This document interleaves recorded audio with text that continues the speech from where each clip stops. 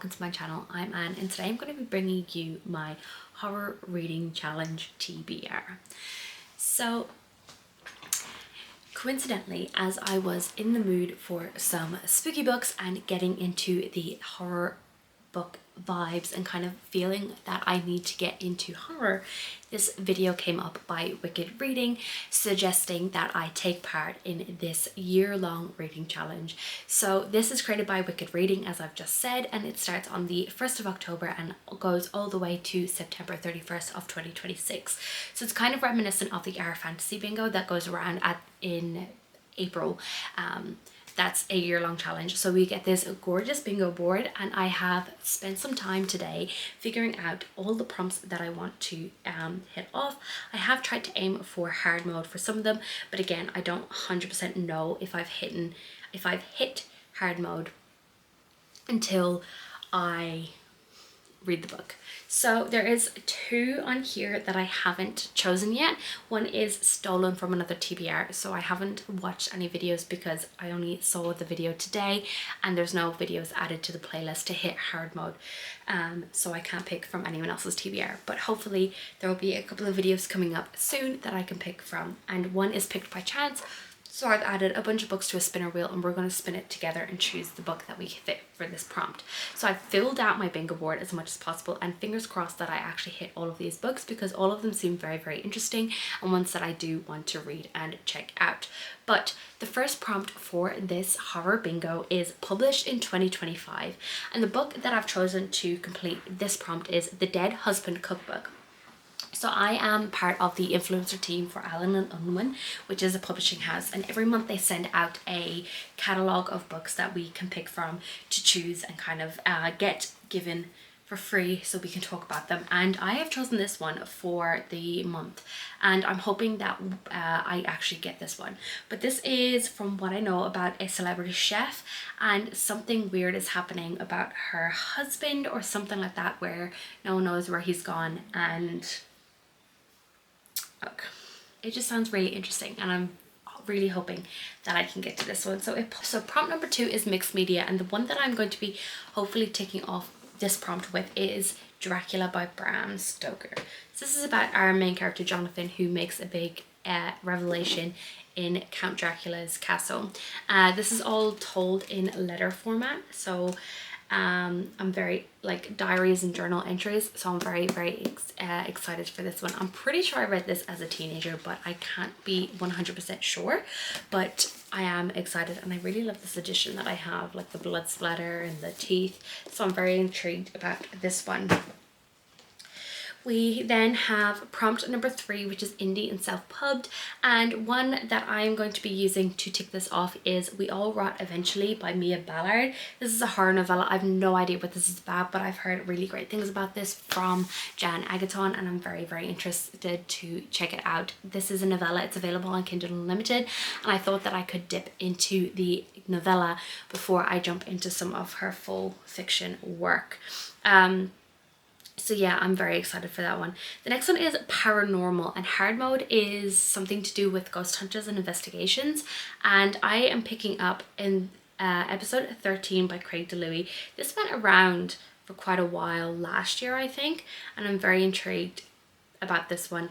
It's something to do with a creepy house, I think. Again, if you can't tell, I don't really know much about it. So Fade to Black is the newest hit ghost hunting reality TV show led by husband and wife team Matt and Claire. It delivers weekly hauntings investigations by a dedicated team of ghost hunting experts. Episode 13 takes them to every ghost hunter's holy grail, the Paranormal Research Foundation. This brooding, derelict mansion holds secrets and clues about bizarre experiments that took place there in the 1970s. It's also famously haunted, and the team hopes their scientific techniques and high-tech gear will prove it. But as the house begins to reveal itself to them, proof of an afterlife might not be everything Matt dreamed of. A story told in broken pieces in tapes, journals, and correspondence. This is the story of episode 13 and how everything went horribly, terribly wrong. This again is another epistolary novel with a lot of mixed media, so that kind of works there. Prompt number 5 is stolen from another TBR, and like I mentioned in the beginning, I haven't chosen this one yet because there is no videos with TBRs for horror bingo, because when I'm filming this has only come out 2 days ago. So I will come back if I've got some videos to watch before this video goes up. I'll just edit in a picture here for you to see. But the next prompt is vampires, and hard mode is set in a sort of contemporary setting, and I was reminded of a book that I wanted to check out from the recommendation of Katie Colson, which is Night's Edge by Liz Curran. And Katie Colson was screaming about this one quite a while ago. So this is a sun-drenched novel about the darkest secrets we hide and how monstrous we can be to the ones we love most. Having a mum like Izzy meant Mia had to grow up fast. No extracurriculars, no inviting friends over, and definitely no dating. The most important tell no one of is Izzy's hunger, the kind only blood can satisfy. But Mia is in her 20s now and longs for a life of her own, one where she doesn't have to worry about anyone discovering their terrible secret or breathing down her neck. When Mia meets rebellious musician Jade, she dares to hope she's found a way to leave her home and her mum behind. It might be Mia's only chance of getting out alive. So it's giving vampires, and I'm pretty sure it is vampires. If it's not, I will change it out. But yeah. The next one is a water setting, and the book that I've picked is The Deep by Nick Cutter. I have read The Troop by Nick Cutter quite a few years ago, and I was scared. So I'm kind of scared going into this one because of how gruesome and The Troop was. And this is all set on the water, I think. A strange plague called the Gets is decimating humanity on a global scale. It causes people to forget small things at first, like where they left their keys, then the not so small things, like how to drive or letters of the alphabet. Their bodies forget how to function involuntarily. There is no cure. But now, far below the surface of the Pacific Ocean, deep in the Marina Trench, a heretofore unknown substance hailed as ambrosia, a universal healer from initial reports, has been discovered. It may just be the key to eradicating the Gets. In order to study this phenomenon, a special research lab, the Tourist, has been built 8 miles under the sea's surface. But when the station goes incommunicado, a brave few descend through the lightness fathoms in hopes of unraveling the mysteries lurking at those crushing depths, and perhaps to encounter an evil blacker than anything Wood could possibly imagine. So it sounds interesting. It's all based underwater because of this research facility, so I'm very, very intrigued. The next one is Horror Movie Element, and from what I've heard, I Was a Teenage Slasher by Stephen Graham Jones is one that pays a lot of homage to the slasher genre in general. I don't really know much about this. I've heard books and Lala talk about it quite a bit. From what I know is this character is reminiscing on their past and how they became an unreluctant slasher. So I'm very intrigued. Then the next one is Spell, Ghost or Scare in the title with the author's name, etc, etc. And I have picked up Mexican Gothic by Sylvia Maria Garcia. This is a very long title and very long author name, so I'm pretty sure you can spell ghost. Yeah, you can spell ghost out of Mexican Gothic. What I know about this is it's set in the 1950s in Mexico, and we're following our main character who gets a letter from her cousin saying something strange is happening with her brand new husband and family. So this cousin goes to investigate, and when they turn up, they just tell her that she's mentally unwell and nothing strange is happening, and the cousin is starting to investigate, and that's all I know. So I'm very intrigued about this. This was very, very big back in 2019, 2020, so I'm very intrigued to get to it. Then we have Liminal Spaces, and I wasn't really sure what liminal spaces meant, but I've heard, and it's on some of their recommendation lists, The Haunting of Velkwood by Gwendolyn Kist has liminal spaces. So from what I know about this is there was something big that happened in these characters' past, and they're the only ones who can get back into this town. For some reason, no one else can get in or out, but they can. So they have to go back and face the past, and that's all I really know about it. So the next prompt is a library book. So just borrow a book from the library, and hard mode is return it in a timely manner or on time. And I am going to be picking up The Night Guest. I could have picked up any of the books on my Libby app, but this is by Hildur Nutsdottir, and this is a 3-hour audiobook. So Edon is in yet another doctor's office. She knows her constant fatigue is a sign that something's not right, but practitioners dismiss her symptoms and blood tests haven't revealed any cause. When she talks to friends and family about it, the refrain is the same. Have you tried eating better, exercising more, establishing a nighttime routine? She tries to follow their advice, buying everything from vitamins to sleeping pills to step counting watch. Nothing helps, until one night Idun falls asleep with the watch on and wakes up to find she's walked over 40,000 steps in the night. What is happening when she's asleep? Why is she waking up with increasingly disturbing injuries? And why won't anyone believe her? Sounds interesting. It is short. It is 197 pages and it sounds like a very fun time. The next one is Picked by Chance. So I have created a spinner wheel with a list of a bunch of books that I didn't get to fit onto any of these prompts. So we've got Youth Juice, Knock Knock Open Wide, Our Wives Under the Sea, Camp Damascus, The September House, My Best Friend's Exorcism, Ring Shout Mastrilio, Stolen Tongues, Julie Chan is Dead, The Good House, Strange Houses, Such Sharp Teeth, How to Survive a Horror Story, Incidents Around the House, and My Darling Dreadful Thing. So I'm going to shuffle those, and then we are going to spin the wheel and see what book is fixed for me.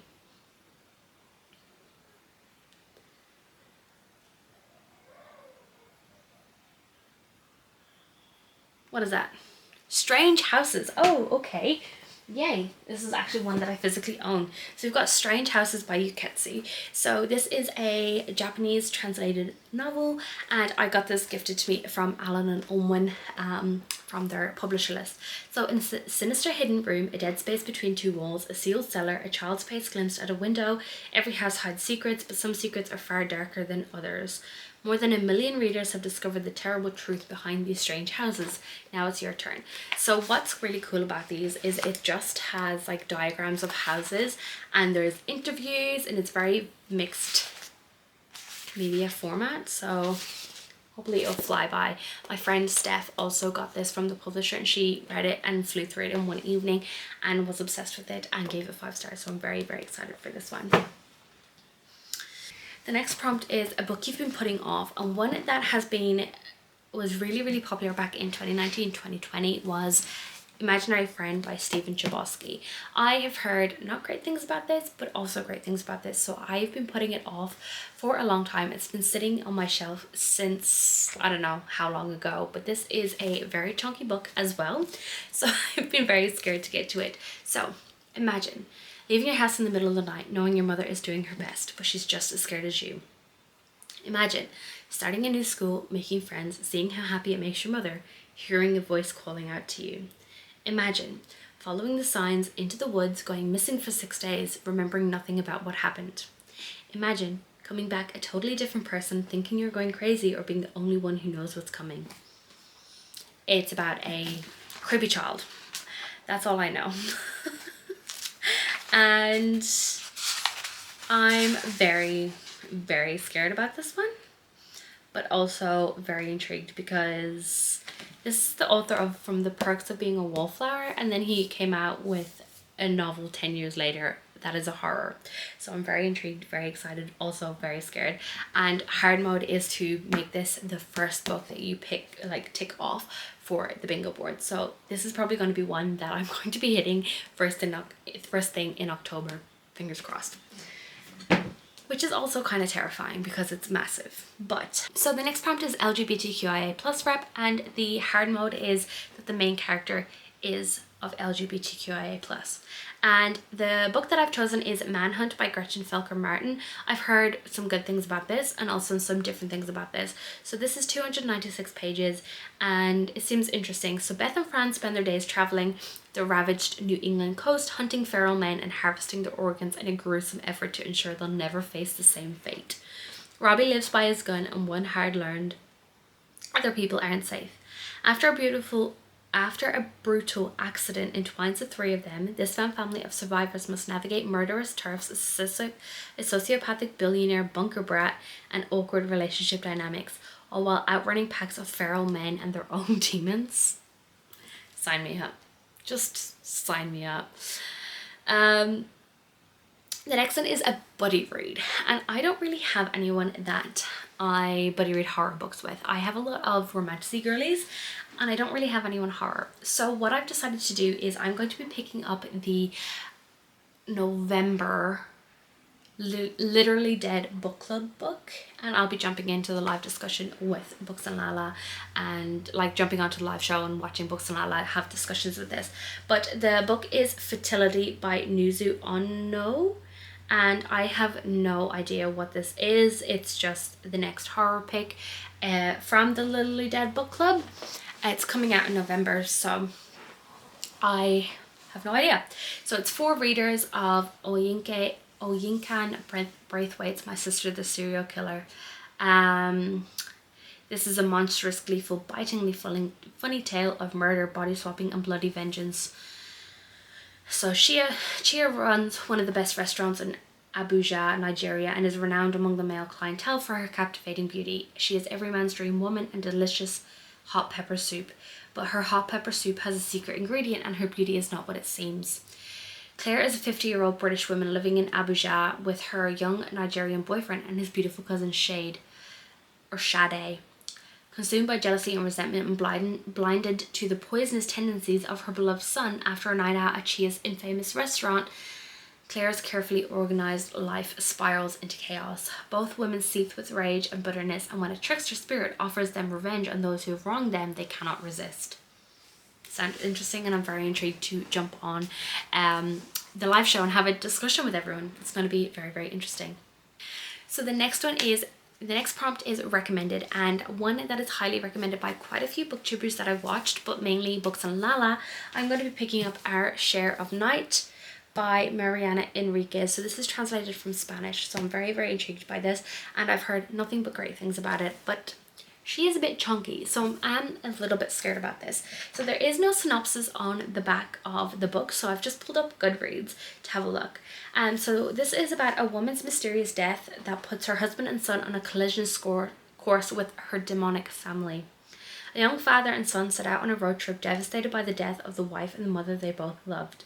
United in grief, the pair travel to her ancestral home where they must confront the terrifying legacy she has bequeathed, a family called the Order that commits unspeakable acts in search of immortality. For Gasper, the son, this maniacal cult is his destiny. As the Order tries to pull him into their evil, he and his father take flight, attempting to outrun a powerful clan that will do anything to ensure its own survival. But how far will Gasper's father go to protect his child? And can anyone escape their fate? Moving back and forth in time from London in the swinging 1960s to the brutal years of Argentina's military dictatorship and its turbulent aftermath, Our Share of Night is a novel like no other. A family story, a ghost story, a story of the occult and the supernatural. A book about complexities of love and longing with queer subplots and themes. So it sounds interesting and I cannot wait to check it out. Then we have, the next prompt is a novella, and I have chosen You've Lost a Lot of Blood by Eric LaRocca. I've read Eric LaRocca before and I didn't really love it. It was quite gruesome, quite dark, but I've heard great things about Eric LaRocca, so I do want to give him a second chance and try out this one. I don't really know what this is about, but it is a collection of short stories from what I'm aware, and that's all I know about it. The next one is a planty/eco/nature horror, and I'm going to be picking up Don't Let the Forest In by CG Drews. I follow CG Drews on Instagram. I love their content and I've been very intrigued about this one. I've heard amazing things and I'm very excited. So this is a YA horror from what I'm aware of. And we're following, once upon a time, Andrew had cut out his heart and given it to this boy, and he was very sure Thomas had no idea that Andrew would do anything for him, protect him, lie for him, kill for him. High school senior Andrew Perlot finds refuge in the twisted fairy tales he writes, only for the only person who can ground him to reality, Thomas. The boy with perpetually ink-stained hands and hair like autumn leaves, and with his twin sister Dove inexplicably keeping him at a cold distance upon the return to Wickwood Academy. Andrew finds himself leaning on his friend even more. But something strange is going on with Thomas. His abusive parents have mysteriously vanished, and he arrives at school with blood on his sleeve. Thomas won't say a word about it and shuts down whenever Andrew tries to ask him questions. Stranger still, Thomas is haunted by something, and he seems to have lost interest in his artwork. Whimsically macabre sketches of the monsters from Andrew's wicked stories. Desperate to figure out what's wrong with his friend, Andrew follows Thomas into the off-limits forest one night and catches him fighting a nightmarish monster. Thomas's drawings have come to life and are killing anyone close to him. To make sure no one else dies, the boys battle the monsters every night. But as their obsession with each other grows stronger, so do the monsters, and Andrew begins to fear that the only way to stop the creatures might be to destroy their creator. Sounds stunning, and I'm very excited. The next one is title includes a verb, and I've chosen Sleep Tight by J.H. Markert. I've heard not many things about this, but it sounds interesting. So the sole survivor of a serial killer might hold the key to stopping a new spree of murders in this propulsive thriller in the vein of The Black Phone and The Whisper Man. That's all you need to know, and I'm very excited. Then we have Second Chance, and what I'm going to be doing is I'm going to be giving Stephen Graham Jones a second chance. I know that I already have I Was a Teenage Slasher on here, but I was thinking that I'd check out My Heart is a Chainsaw first and then have to change out the other prompt of I Was a Teenage Slasher if I don't love My Heart is a Chainsaw by Stephen Graham Jones. This is another one that's well beloved. I've heard amazing things about this, so I'm very, very intrigued. So this is... You won't find a more hardcore 80s slashers film fan than high school senior Jay Daniels, and you won't find a place less supportive of girls who wear torn t-shirts and too much eyeliner than Proof Rock, nestled 8,000 feet up a mountain in Idaho, alongside Indian Lake, home to both Camp Blood, site of a massacre 50 years ago, and as of this summer, Terra Nova, second home celebrity Camelot being carved out of the National Forest. That's not the only thing that's getting carved up though. This, Jade knows, is the start of a slasher. But what kind? Who's wearing the mask? Jade's got an encyclopedia recall of every horror movie on the shelf. But will it help her survive? Can she get a final girl trained enough to stop all this from happening? Does she even want to? Isn't a slasher exactly what her hometown deserves? It sounds convoluted but also very interesting, and kind of like this character is having a bit of a mental breakdown and believes that there is a slasher going around, and she is trying to prepare for the slasher, even though there's no proof that there is a slasher. Got 5 more books and then we are almost ready to go. So the next one is Animal on the Cover, and the book that I've chosen is Blood on Her Tongue by Joanna Van Veen. Again, I'm not really sure what this is about. It is the Netherlands, 1887. Lucy's twin sister Sarah is unwell. She refuses to eat, mumbles nonsensically, and is increasingly obsessed with a centuries-old corpse recently discovered on her husband's grand estate. The doctor has diagnosed her with temporary insanity caused by a fever of the brain. To protect her twin from a terrible fate in a lunatic asylum, Lucy must unravel the mystery surrounding her sister's condition, but it's clear her twin is hiding something. Then again, Lucy is harboring secrets of her own. Then the worst happens. Sarah's behaviour takes a turn for the strange. She becomes angry and hungry. Lucy soon comes to suspect that something is trying to possess her beloved sister, or is it madness?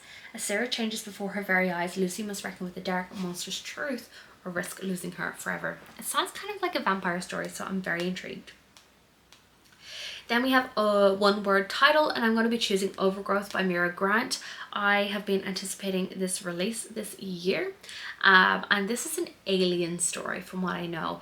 I think our main character believes that they're an alien and no one believes them, and then aliens come, and this character has to then deal with it. Since she was 3-year-old, Anastasia Miller has been telling anyone who would listen that she's an alien, disguised as a human being, and that the armada that left her on Earth is coming for her. Since she was 3 years old, no one has believed her. Now, with an alien signal from stars being broadcast around the world, humanity is finally starting to realise that it's already been warned, and it may be too late. The invasion is coming. Stasia's biological family is on the way to bring her home, and very few family reunions are willing to cross the gulf of space for just one misplaced child. What happens when you know it's coming and people just refuse to listen? Sounds interesting. Very excited, and I've heard good things about it. It has a 3.6 rating, so yeah.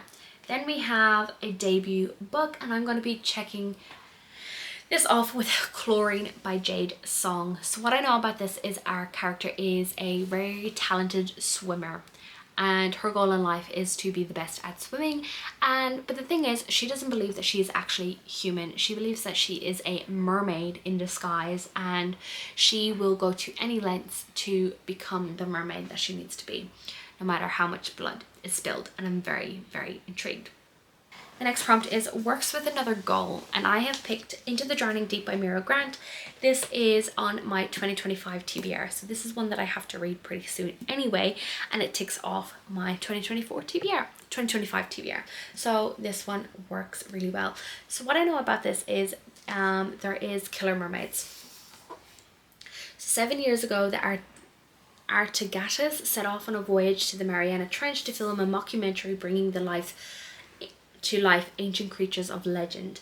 It was lost at sea with all hands. Some have called it a hoax, others have called it a tragedy. Now a new crew has been assembled, but this time they're not out to entertain. Some seek to validate their life's work, some seek the greatest hunt of all, some seek the truth. For the ambitious young scientist Victoria Stewart, this is a voyage to uncover the fate of the sister she lost. Whatever the truth may be, it will only be found below the waves. So, killer vampires in the Mariana Trench, from what I remember, and I'm very, very intrigued. And then we have social commentary, and I'm going to be reading Tender is the Flesh. I've been wanting to read this for a long time, and this is about a man who works in a meat factory, but they are not just manufacturing meat, they are manufacturing human meat. And we're dealing with that. So working at the local processing plant, Marcus is in the business of slaughtering humans, though no one calls them that anymore. His wife has left him, his father is sinking into dementia, and Marcus tries not to think too hard about how he makes a living. After all, it happened so quickly. First, it was reported that an infectious virus had made all animal meat poisonous to humans. Then governments initiated the transition. Now eating human meat, special meat, is legal. Marcus tries to stick to numbers, consignments, processing.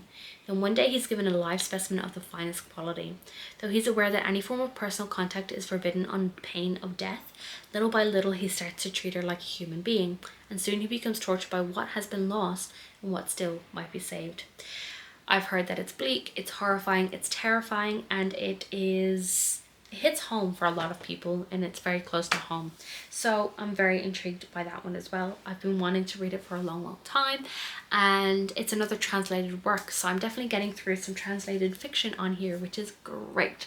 So let me know in the comments below if you're taking part in the horror bingo challenge, and let me know if you've got any recommendations for any of these prompts or what you're going to be reading. Let me know, and subscribe if you want to see more content from me.